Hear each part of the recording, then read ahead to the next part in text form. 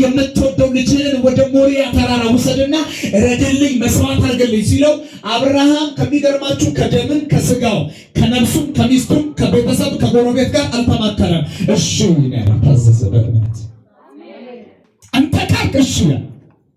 ሶስት ዘሰም የሆኑ ወርዶችን ታያላችሁ ነው። የትንሣኤ ምልክት ነው። የማሸነፍ ምልክት ነው። የሚገርም ነገር ላሳያችሁ። እስቲ እጃችሁን ልናገር እጃችሁን እስቲ የሚገርም ላሳያችሁ። ኢየሱስ በስንተኛው ቀን ከሞት ተነሳ? አብርሃም ለስንቱ ነው ምላሽ የሰጠው? ለሚስቱ፣ ለልጁ፣ ለሎሌው። አሜን አትሉኝም?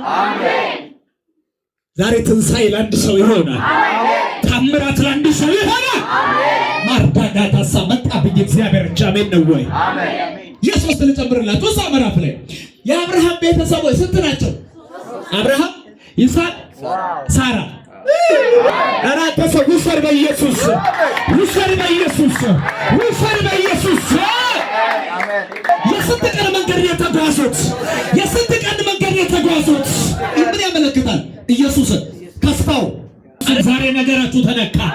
ዛሬ ሰማይ ተከፈተላችሁ። ዛሬ እግዚአብሔር እጅ ያገኛችሁ። ታንኪ አጨብጭቡ ለጌታ ክብር። አይ ልጨርስላችሁ። በደንብ አሜን አሜን።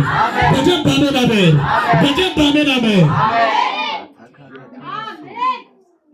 በሶስተኛው ቀን ከሞት ምን አለ?